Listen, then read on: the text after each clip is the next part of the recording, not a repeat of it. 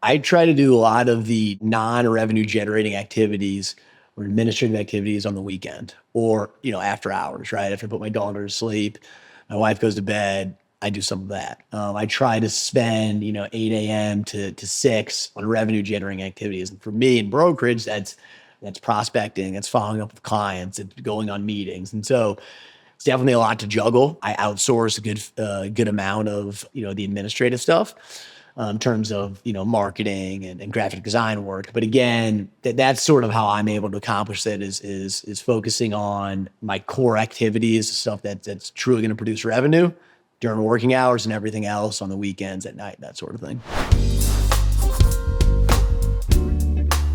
Jake, thanks for taking the time. I do appreciate it. Absolutely. Raj, appreciate you having me on and good to see you again.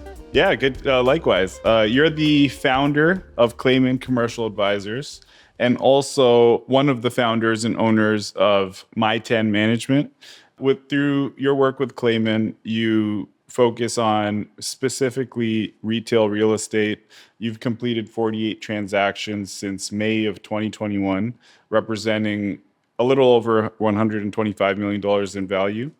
Through My10 Management, you're kind of involved in your family business, and that's primarily single-family home rentals. Is that correct? Yeah, that's correct. So with My10 Management, that's owned by myself, my two brothers, and my father, and that's primarily used to manage our internal portfolio, which consists of single-family homes, duplexes, small multis, and some shopping centers. So about a couple hundred units of residential and then some commercial real estate as well.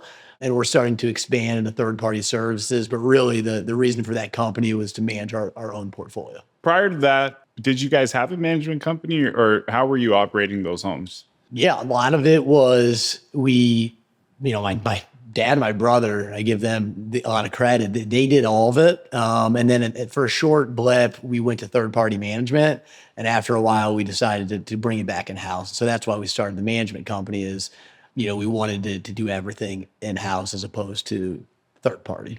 Makes sense. And we'll definitely get into that family history and the family business. But Klamen Commercial Advisors, that's a company you started yourself because you saw a gap in the market. Can you kind of speak on why you started Klamen and a little bit of the history so far? Sure. Yeah, of course. So started my career with a couple of different national brokerages, learned the business, cut my teeth. And after a couple of years, decided, I can go do this on my own effectively. And again, I saw there was an opportunity specifically in St. Louis where there were a lot of boutique, more generalist shops, companies that did some leasing, maybe they did some investment sales, but there was really no boutique company in St. Louis solely dedicated to investment sales. So that's why I started the company. Again, that would have been May of 2021 and, haven't looked back since. May of 2021, just to provide more context, that was when I think the market was really hot and there were a lot of transactions happening. So would you say the majority of your transaction volume occurred very early on, or has it been pretty steady from then until now? No, it's been steady. I think again, I've averaged, 15 to 18 transactions a year. If I look back on each individual year, I think I've grown a couple deals every year. So been able to consistently stay busy and active.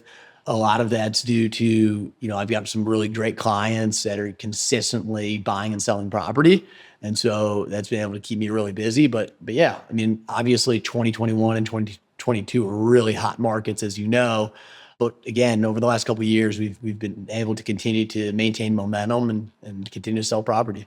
That's awesome. And I think that speaks volumes to, your character and the company you're building. If you've been able to have steady business at a time when really it's been, in my opinion, relatively slow. And I know retail is still a highly coveted asset class. And there's a lot of compelling reasons for why, those neighborhood centers that you guys kind of focus on, I think will be for the foreseeable future. But would you agree that it's been a little harder for deals to trade? Yeah, without a doubt. Without a doubt. And I think specifically, in the product I'm working on, unanchored neighborhood retail, there's still ways to add value. And where industrial and multifamily, cap rates got so compressed. And when rates came up, those markets really froze, and specifically as well as single tenant net lease.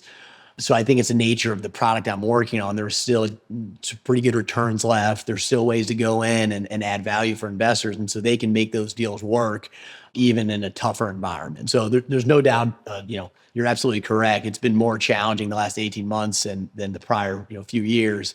But again, there's still plenty of capital in the markets. As long as properties are priced appropriately, they trade. It's just the nature of maybe getting sellers in a different mentality in terms of what their assets worth today.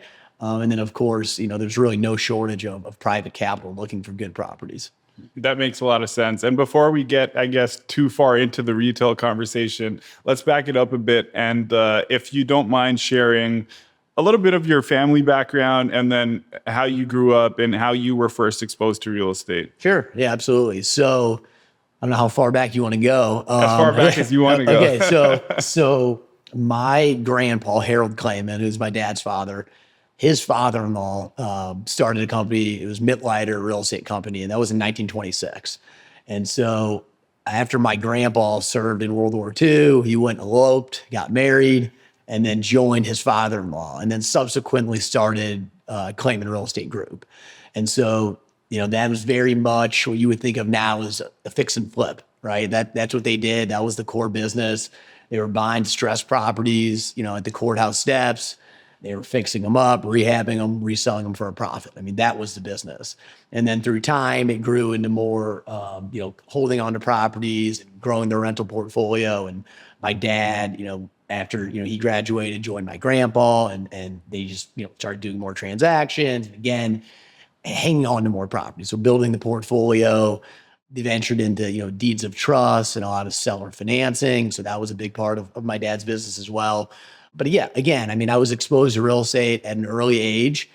And I think more than anything, it showed me, again, as a kid, seeing what my dad did, he really had control of his time. And so for me, I always knew I wanted to get into real estate, and it wasn't necessarily about the money or anything like that. It was about time, right? My dad was home every night for dinner. He coached my baseball teams. He never missed a hockey game. So I think he was able to really prioritize his family, and he was able to use his business to do so. And so I think from an early age, I thought that was really neat and something I wanted to do, one day for my family. So, in conjunction with, again, just seeing from an early age that, wow, my dad didn't have a boss. And when he wanted to take the family on vacation, he could do that. I always knew I wanted to do something similar.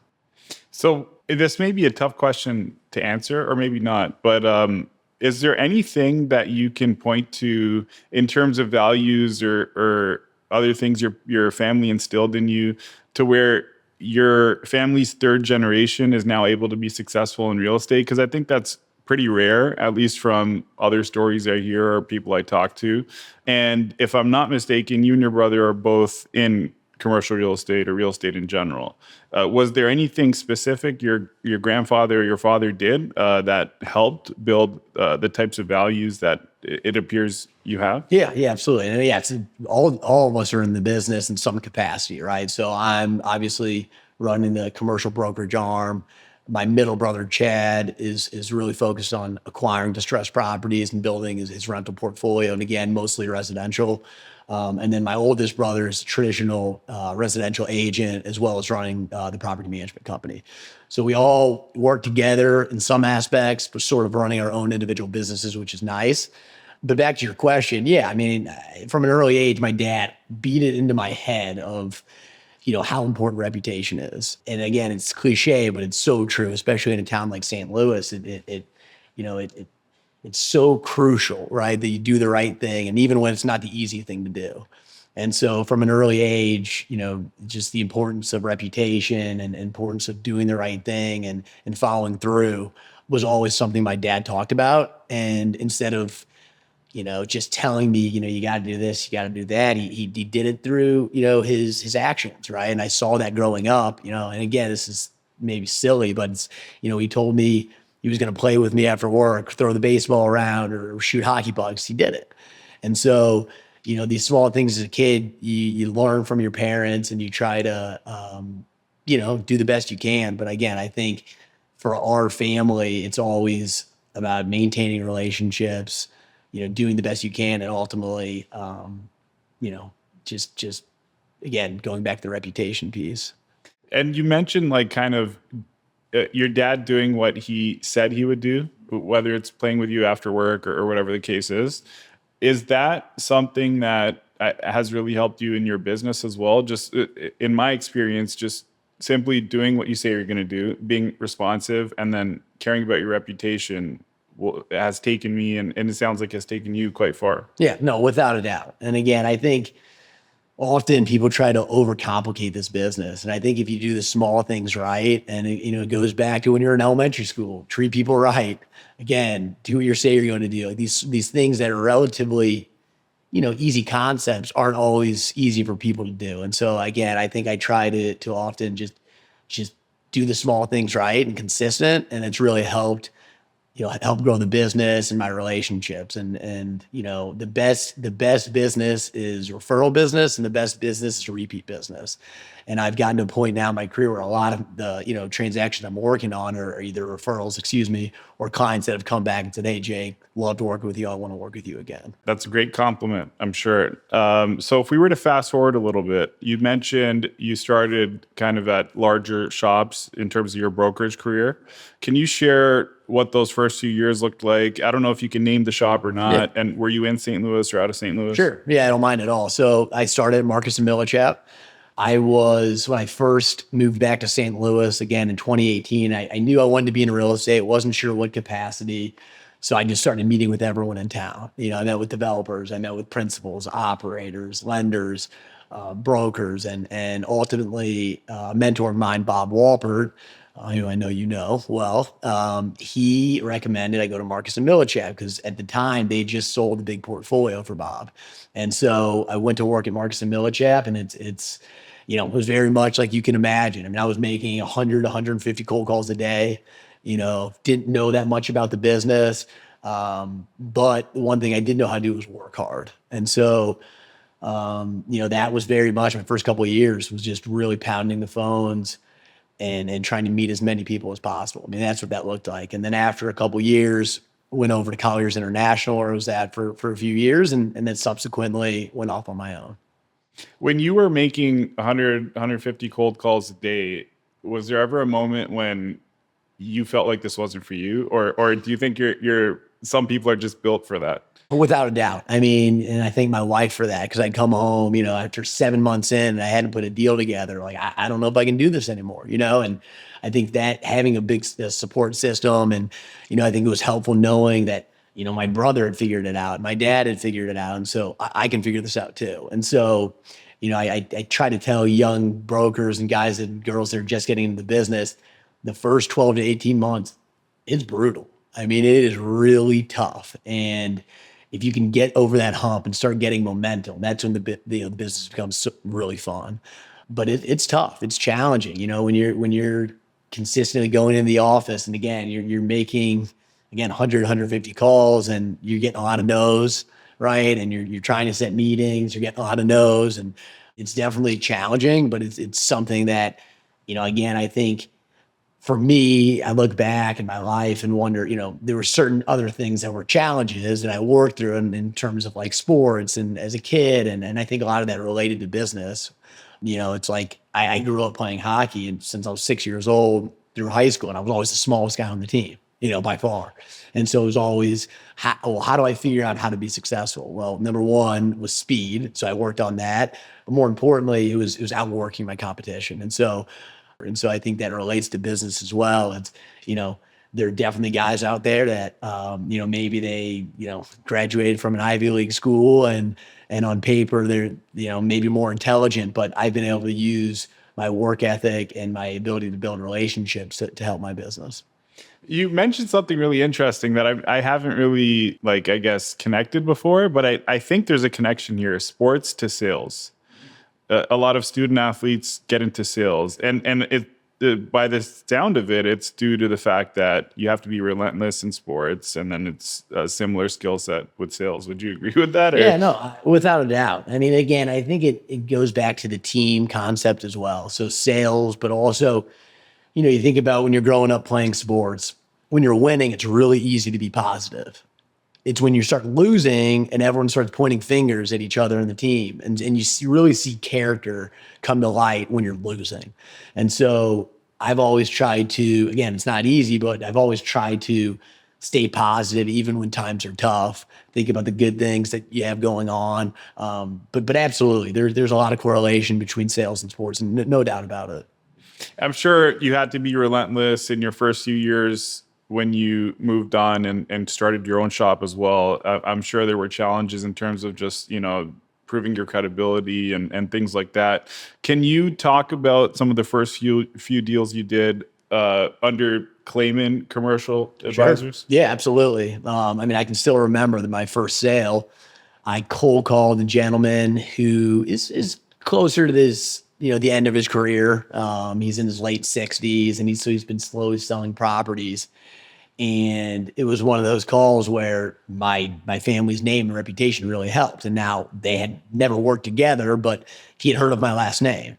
And he had I think he had maybe met my grandpa, 20 or 30 years prior. And so, he's like, I don't know who you are, but if you're anything like your grandpa, you're worth meeting. And so he goes, come out to the property, let's walk it together. I'll never forget that. And went out, it was Howder Shell Plaza. And we walked the site together, we got lunch, and, one thing led to another. I got the listing and ended up selling the building. Scout Capital actually bought it. And so that was, I believe, their first acquisition as a company, and it was my first sale. So it was kind of interesting, but that's awesome. Yeah. I didn't know it was their first and your first. I was pretty sure Scout bought that, but that's great to hear. And I'm assuming that's one of your clients that is one of your repeat clients. Correct. Yeah, good client of mine, friend now, and yeah, I'll never forget that deal. And again, I always try to look at every transaction as like, how do I build a relationship from here? And I don't know that every broker does that. I think often it's very transactional. And so I try to focus on not this deal, but the next 20. And how do I provide value to my client? And I think about Jake Klamen and Klamen Commercial. How do I think about what the client needs and to make sure at the end of the deal, they have no reason to go elsewhere?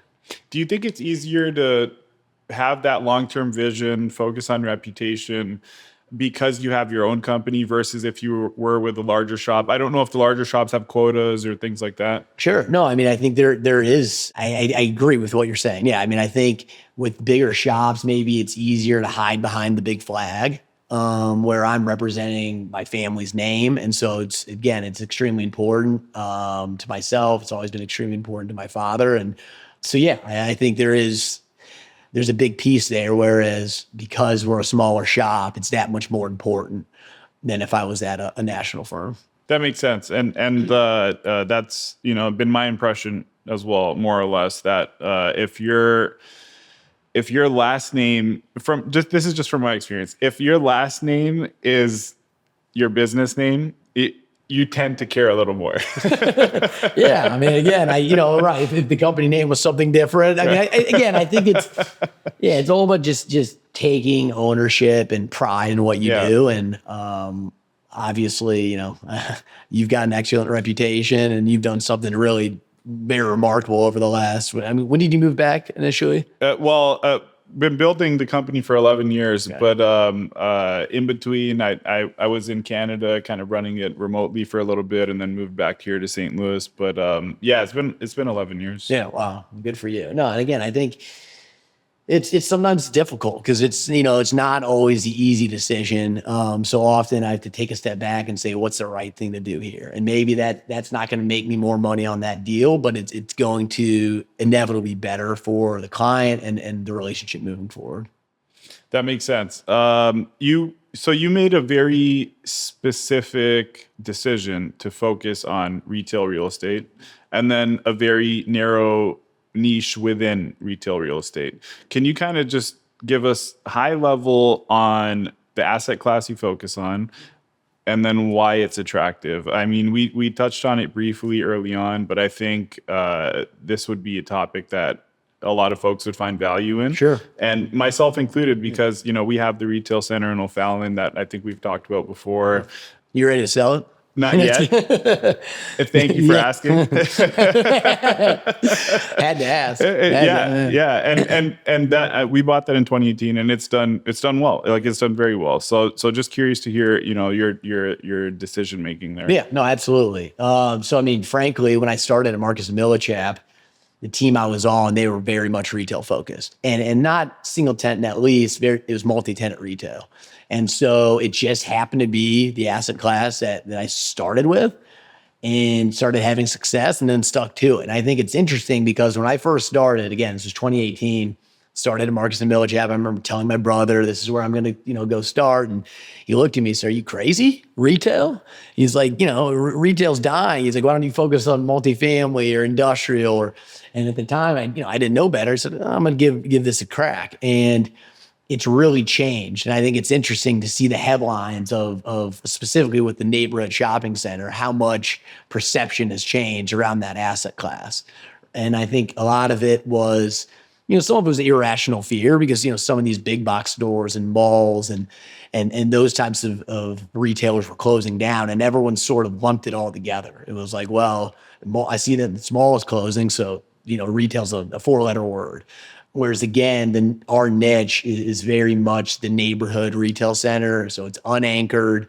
We're talking about tenants like Subway and Chipotle and AT&T and very much service-oriented tenants that frankly, they're resistant to e-commerce, but they're also just a necessity, And I think with some of these, specifically some of these shopping centers that were hurt during COVID, the ones that made it out are truly resilient. And I mean, that was the toughest time for this asset class. But again, I think it's an asset class I just know at this point really well. I understand it, and I believe that there's always going to be a place for it. And so while it's always changing and adapting, and we're seeing, more, again, service-oriented centers than anything, those will always have a place in the market. If you were looking at like your dream retail center, let's say it had 7 bays, 7 tenants. Sure. What would the mix look like? Like in terms of positioning it to be very attractive for a buyer and, occupancy, or think occupancy is going to be strong? Yeah. I mean, I think more so than tenant mix, it's location, obviously. And that goes for any piece of real estate. And so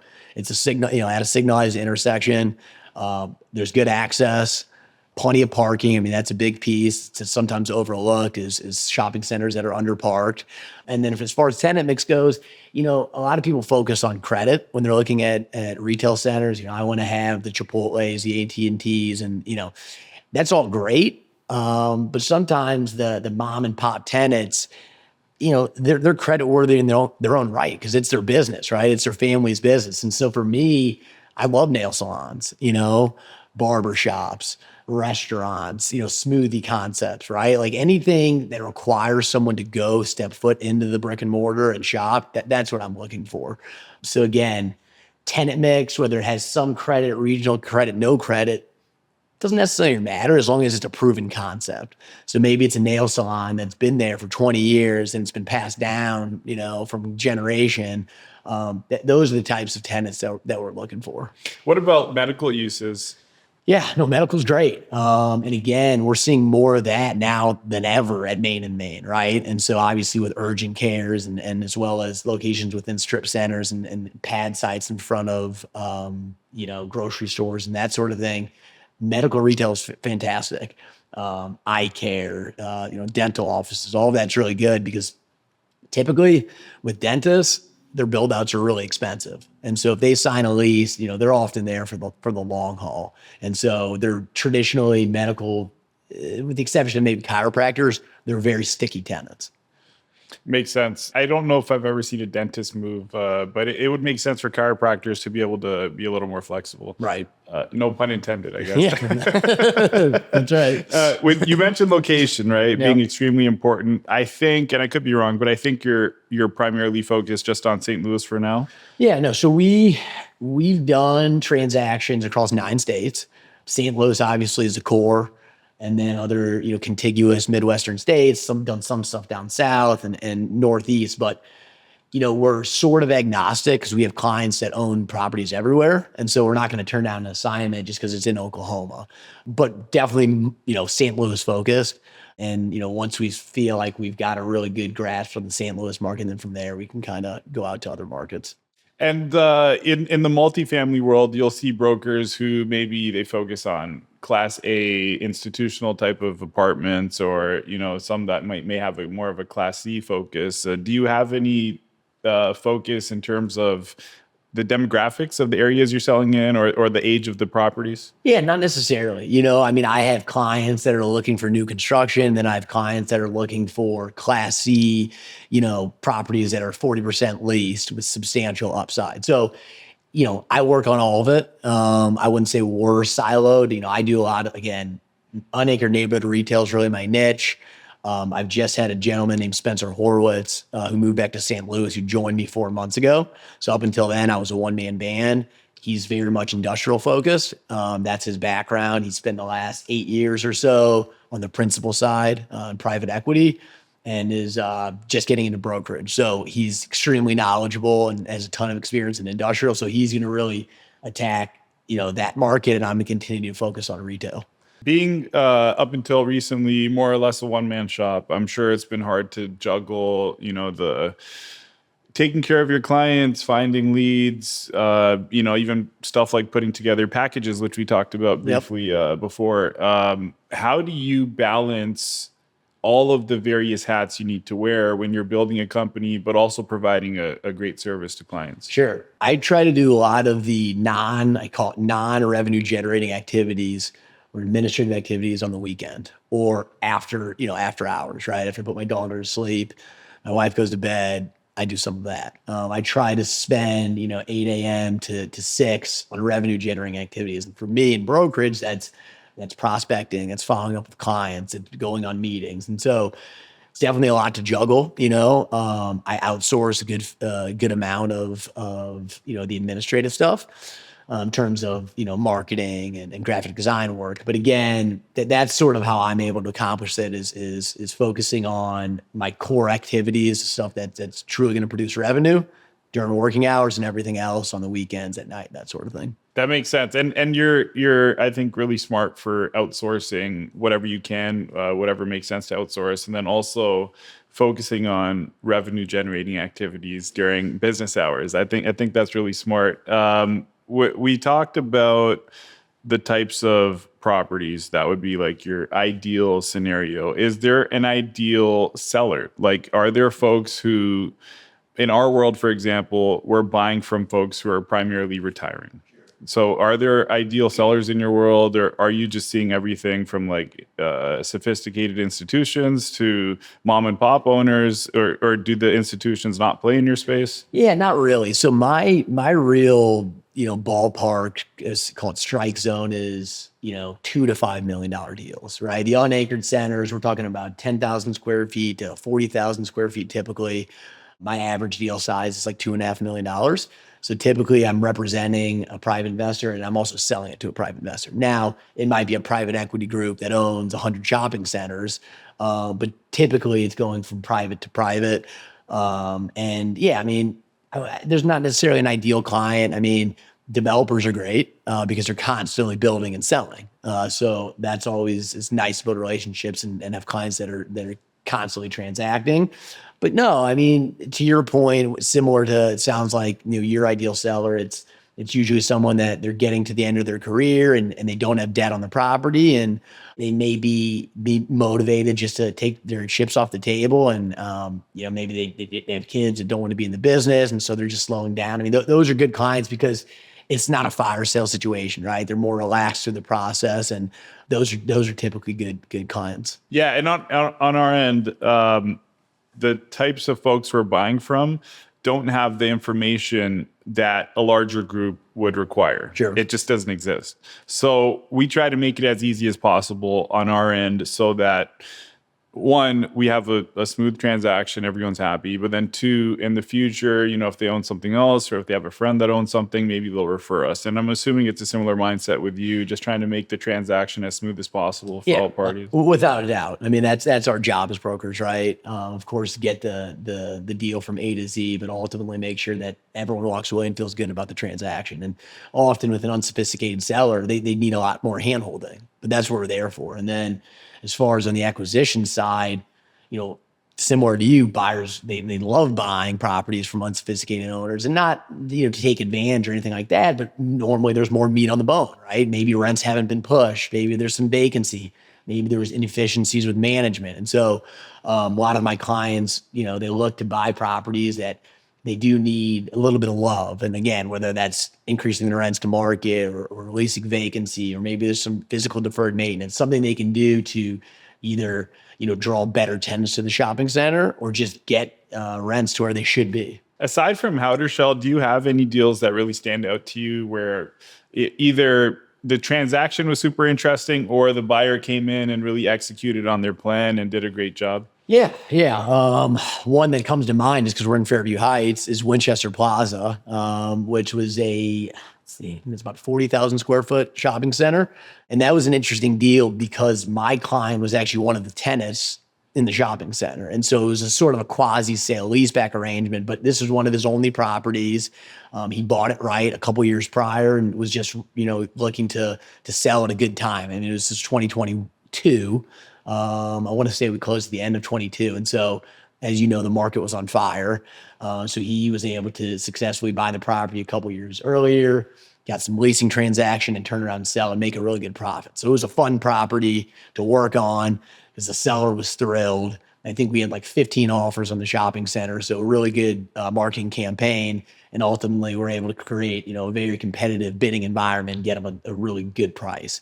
So was a fun sale. Again, I feel like everyone walked away from the transaction feeling good about it. The seller, made a fortune quickly. The buyer still felt like they were able to go in and increase some rent and add value in certain areas. So they were excited about the property. And again, for me, it was an exciting opportunity and ultimately a good transaction. That sounds like perfect timing on the seller's part. And I'm sure with that location, the buyer is doing very well with it as well. For sure. Where would you say the cap rates are today for neighborhood retail, if you can even say? And then also, if somebody today is looking to buy a neighborhood retail center, can they expect day one, generally speaking, positive leverage? Sure. So as you know, St. Louis is an interesting market, right? The cap rates are going to look a lot different in Clayton than are going to look in Florissant or in South County or what, But generally speaking, cap rates right now are, low to mid eights. And so typically, right now, again, rates keep changing on us.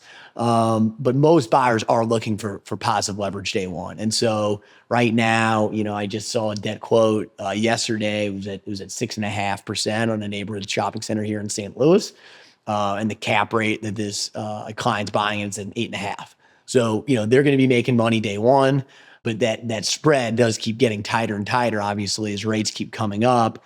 And cap rates have sort of stayed consistent. Because when I started in the business in 18, I mean, that's sort of where cap rates have been. And so we've seen a little bit of movement, but not nearly as much as we've seen in industrial or multifamily, especially in core markets. And on the lending side, do you find that it's mainly community banks that are lending on these centers? Yeah. Community banks, regional banks, credit unions. I've seen some really strong local credit unions that are getting pretty aggressive on rates. So that's helped move the needle for a couple of my clients on deals.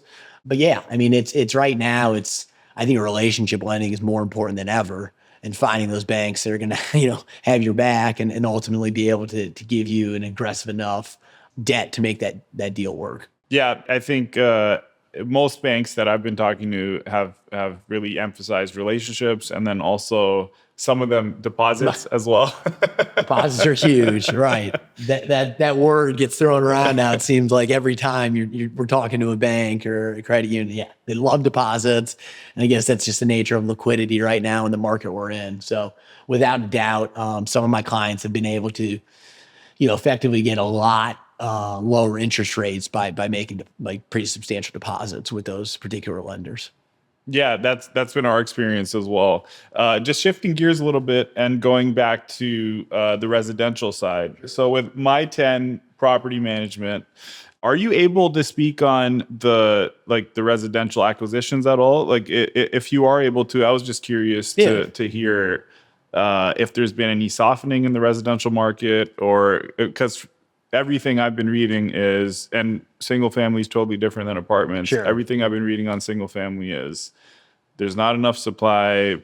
Pricing is still strong. But is that, your experience as well? Without a doubt. And my brother Chad would be able to speak, to that a lot more. Maybe you can have him on next. But I think last year they bought like 65 buildings, so still very active. But again, we're talking about single family homes, duplexes, 4 families. Like that's their wheelhouse. Some smaller apartments, 6s and 8s and 12s. But yeah, I mean, the market's still been very strong. I think specifically when you look at residential, just from a single family side of things, even though rates have continued to come up, to your point, I mean, the market has still been very competitive. So to someone that's trying to go out and just buy maybe their first home, that market's still been very competitive. Now, I think it's softened a little bit with the small multis. But again, it's not really my niche or wheelhouse. But, speaking to my brother, it sounds like, it's started to soften up here in the last 6 to 12 months. Got it. That makes sense. And primarily, most of those holdings are kind of in St. Louis County, correct? Yeah. St. Louis County, St. Charles County, stuff in the city, Tower Grove area. But our office is in University City, and we've been there for like 60 years, the corner of Hanley and Delmar. And so a lot of the holdings are in that area. So University City, Clayton, Brentwood, Richmond Heights, sort of the central corridor. Yeah, and for anyone not familiar, a great part of town to be in, and just really like you said, the core of the region at this point. I would say. Speaking of that, being somebody who's from St. Louis, your family has deep ties in St. Louis. What are your thoughts, hopes for the region, and more specifically downtown, which should be the core of the region? Yeah, no, I mean, it's a challenging issue, I think, that we faced for quite some time is continuing to keep high-paying jobs downtown and continuing to keep companies to want to conduct business there, right? And so we've had challenges, and there are various reasons for that. But I mean, my hope is that eventually it'll be back to where it was when my grandfather was running his business. And I can remember like it was yesterday. It was 5 or 6 years ago, and my grandpa and I went to a Blues game, and we walked out, and he was looking around and just looked so disappointed. And I think it's just the nature of he knew what St. Louis once was in terms of downtown, and we still have such a great city. And I think it's just we've really pocketed ourselves. And is that a nature of the several municipalities, and can we get to a point where we are one city? I think that's an important piece that, of course, we've been trying to accomplish for some time now. And I mean, my hope is that we can get there and, start with safety in the city. And once if people feel safe to walk around and we've got the ability to live in terms of grocery stores and community from there, I think we're going to draw more businesses there as well and flourish. So, yeah, I mean, I love St. Louis. It's such a great place to raise a family. And I think it's interesting too, when you look at St. Louis from a sports town and look at all the Blues players that had never stepped foot in St. Louis, and they came here and joined the Blues, and then they never left. And there's something to be said about that. It's an easy place to live. It's an easy place to raise a family. And there's a lot of really great perks I think we take for granted being in St. Louis. I agree with everything you just said. And being an outsider, I really do appreciate the region. I love St. Louis. I do think some locals take it for granted. Not everybody, but but some do. And it might just be because they saw it when it was like the way your grandfather was looking at it. They Sure. saw it when it was maybe, more happening than it is today. Sure. I'm sure we'll get back to it though. And I'm pretty confident in Right. that. And I wonder too, with you, being from elsewhere, do you find that it's people like to talk negative in a sense, right? It's like people that are from here, born and raised, like it's like easy for them to pick on themselves type of thing. Oh yeah, I definitely see that. Like if I speak to other people that aren't from St. Louis, they're usually saying positive things. Yep. A lot of locals say positive stuff too, but the initial conversation will be something like, yeah, it's St. Louis, Right. If that makes sense. Without a doubt. Yep. You mentioned like all the municipalities. So one thing in my world that I've kind of noticed is, generally speaking, St. Louis can be confusing to out-of-state buyers because they may not understand the intricacies between municipalities, between, this side of the river, that side of the river, Sure. and what have you. Do you see that in your world as well, especially compared to some of the other markets that you've transacted in? Without a doubt. And it's very, like, as you said, it's very difficult for investors that may not be really familiar with St. Louis to truly understand all the different intricacies of each submarket. And so they really have to come to St. Louis and drive the streets and try to educate themselves. Obviously, that's my job, is to help them understand. But it's, St. Louis more than other cities, but it's block to block almost, right? You can be in a super nice part of Clayton and then you drive a couple blocks and then maybe you're not such a great neighborhood. And so really understanding, the differences between each street and each submarket is vital. And I think it's a challenge, right? Because it's challenging for other investors to see St. Louis as somewhere where they want to put their capital because they just don't understand all the nuances. That makes a lot of sense. And would you say that's maybe a bigger hurdle in your world because of the type of buyer? Like I think you mentioned it's for the most part not massive national groups that are buying this type of product. So is it a little more difficult for a smaller group or investor to get around those challenges? I think so. And I think it's just the nature of the size of the transaction, right? If someone's coming to St. Louis, they've never been here before, they want to scale. So it's often they want to buy maybe 1, 2, or 3 properties at once. They don't want to just buy a 20,000 square foot strip center. They would want more scale. And so in the apartment world, it's just bigger deals typically. Same with industrial. And so I think it's easier for someone to grasp the idea of coming to a new market, especially like St. Louis, if they're getting more of a foothold on the market and then able to buy more property at once. Makes sense. And that's kind of been my experience in smaller multifamily as well. It's just the nature of, not having enough scale with one individual deal. So if we were to go back to the commercial real estate, the strip centers, or the neighborhood retail centers, what can an owner do today if they want to sell a year from now? I'm assuming they should start with calling you. But aside from that, how can they position their property so it shows well, so that, maybe they have the information that a buyer is going to want? Well, you hit the nail on the head. That's number one. Give me a call. No, but seriously, I think find a local expert. Ideally, it's us, and let us, take a look at how the property sits now. Do a valuation for you. It's something that we're doing every week, is free valuations for our clients, for people that maybe they don't know what their property is worth. Maybe they're considering a refi. Maybe they're thinking of selling. They're considering passing their property down to their kids. They don't necessarily know, and they don't know what their property is worth. So first step is get in touch with us. We can do a valuation for you, and then we can talk about strategies to get your net operating income up so you're positioned to sell in 1 year, in 6 months, in 2 years. And so there are a lot of different ways that you can add value, from just the physical building to, of course, getting rents to where they should be. That takes a little bit longer. Maybe there's some vacancy in the center. There's a lot of different ways you can add value to a shopping center to get it ready for the market. And do you typically take everything to market? Not necessarily. So yeah, we do quite a few off-market deals. I'd have to double check last year. I want to say we had 16 closings. Don't quote me on that, but I think 10 were listed and marketed properties.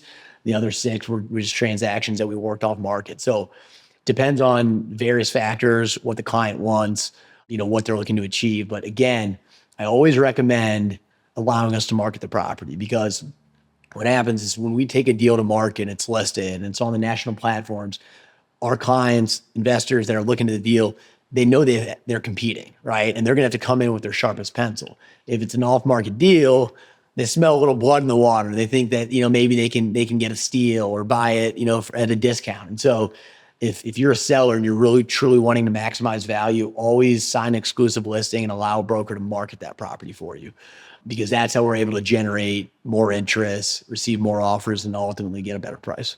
That makes sense. And I would be curious, I don't know if you have this data or not, but I would be curious, like you mentioned, the national platforms, you guys do the email blast, you call people, all that kind of stuff. I'd be curious where most of those buyers are coming from. I would imagine it's the calls and the email blast, but do a lot of your buyers come from like just random online leads? Yeah. No, I mean, it's a combination, right? I mean, it's funny. I mean, email blast, definitely. We've got a substantial database there. A lot of just outgoing calls, right? So active marketing, and you'd be surprised how many times the buyers, the guy or girl that owns the property next door, and it's often looked past. I mean, some of this stuff it's pretty obvious, right? Like maybe I should call all the properties surrounding the building to see if they're interested in the property first. So that's something that we do, and you'd be surprised how often that works. But no, I mean it's. I haven't necessarily broken it down from a percentage base, but yeah, it's often someone in our database, excuse me. It's a client that's in a 1031 exchange. We know they're looking for this type of property. That's huge. And then sometimes, yeah, it's just active marketing. It's calling the market. It's calling, folks that we know have bought similar product recently to see if they're looking for another asset. That makes a lot of sense. We actually had a situation happen to us a couple years ago where we had an apartment community. There was a very small community next to us that we wanted to buy whenever the seller would sell. Sure. And it ended up selling without us even knowing. Right. we would have paid more than the guy. That's painful, right? Right. It doesn't happen often, right. But it happened in that scenario. And it would have been a better outcome for the seller if we had known. Of course. One thing that I think is super cool is you have poker chip business cards. Yep. It has all your information on it, and we'll link your information in the show description. But this was something that I've never seen before. I never keep business cards. I like most people, I'd take down the information, I'd toss the business card. Sure. I couldn't throw this away just because it's heftier than a business card. I appreciate it. That's the idea.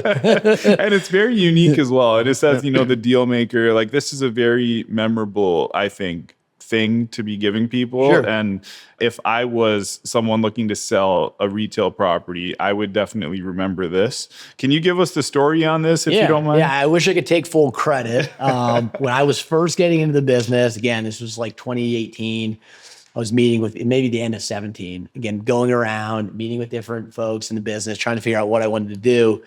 My brother started off his career with Gary Gruey, who's a big shopping center developer here in St. Louis. And Gary had a chip, okay, and he called it a round to it. And there was a little like logo, and it was a little, it looked like a ribbon almost, okay? Okay. And I met with Gary and told him I wanted to be in the business, wasn't sure what I wanted to do, and this and that. And Gary said, all right, well, give me your card. I didn't have a business card. I was like panicked. Oh no. I was like, yeah, I don't have my cards yet. And he grabbed one of these round to it and he flicked it to me. And he goes, well, when you get around to it. And I thought that was really good.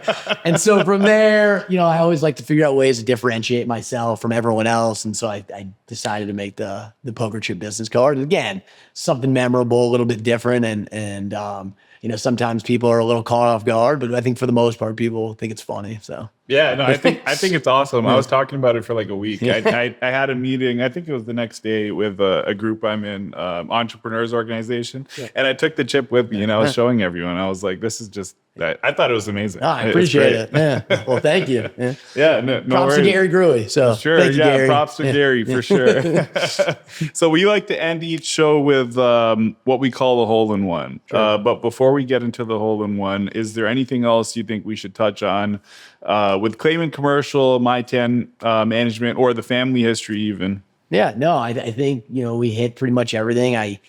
I think for the most part, it's, we're in a really good position right now where my dad is sort of stepping down and quote unquote retiring. We'll see what that looks like. My brothers and I are taking over the reins. Spencer and I are really, working together in tandem with the commercial brokerage, and we're going to continue to grow the brokerage. And so I would say if you're young or old for that matter, and you want to get into commercial real estate brokerage, reach out to me. We're going to continue to grow the company and hopefully big things to come. So, I think, something that I think about often is, a lot of times smaller shops, I think they tend to grow too fast, and maybe they give a business card to anybody that wants to hang their license with them. And I'm very much so think of it the opposite. And so we've sort of stayed strategically, because I would rather have 4 or 5 of the best brokers in town than 30 average people. So I guess, if you're interested in the business, please reach out to me. I'm always available on my cell phone, which I'll give right now. It's 314-680-9919. And then my email is jake@klamencommercial.com. And again, please reach out. Always happy to talk and meet. So I was just making sure it's the same information that's on the chip you gave me, and it is. It is perfect.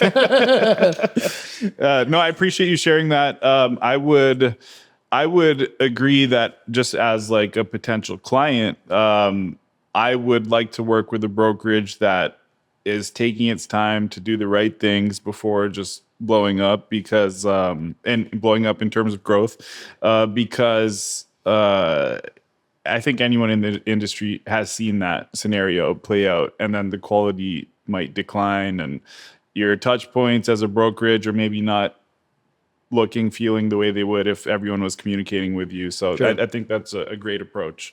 Do you have plans to really focus on some of these other markets outside of St. Louis just yet, or that's maybe a couple years down the road to really, build a database Sure. there? Yeah. I mean, again, our goal is to be the top investment sales brokerage in St. Louis, both on the retail and industrial side.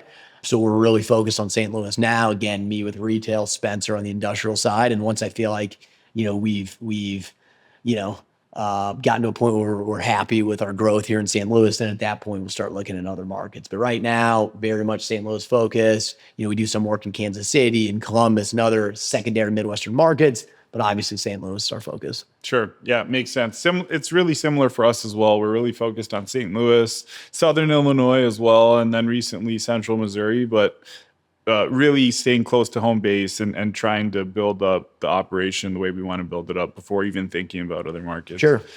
So to go back to the hole-in-one, it's your greatest piece of advice that you can share with listeners that they can either implement in their life or business. Sure. Do you have a hole-in-one in mind? Yeah. I think, again, specifically with brokerage, whether you're someone that's just getting in the business or considering getting in the business, often people focus on, the results. Okay. And what I mean by that is I want to have 30 listings and I want to sell 20 deals next year and I want to make $500,000. And that's all great. It's important to have goals, but I think more important than that, I have to give my brother credit, because this is, he taught me this, and it's something that I think about often. Focus on the output, focus on the daily tasks that you can control. So in my business, that might be making your calls, setting your meetings, right? These are the activities that you can control. Everything else will fall into place. So control what you can control. You can't control the market. You can't control your clients necessarily, but you can control what you're doing every day. And so that would be my recommendation is focus on the activity, not the results. Yeah, I think that's a great piece of advice. Do you have any thoughts around how someone can determine what the right activity is? I feel like it's just as important to make sure you're focusing on, if you were practicing to be a better hockey player, making sure you're practicing the right way. Sure. Right? Yeah, no, and I think that's a little bit of trial and error, right? Like you got to get in there and it's tough, especially at the beginning when you don't know what you're doing. So I think it's really important to find a mentor. I know other people on your podcast have talked about that. It's so important. Find someone that you trust. Find someone that's willing to give you the time of day. Find someone that's had success and leech onto them and learn from them and grow. And ultimately, you just kind of got to just jump in the pool. It's difficult business, especially at the beginning, but you're going to face a lot of adversity. You're going to hear no often. Just continue to keep moving forward. And this business is very fun and very rewarding if you can hang with it. I appreciate that. Great advice. And Jake, thanks again for your time. Absolutely. Thanks, Raj. Appreciate it.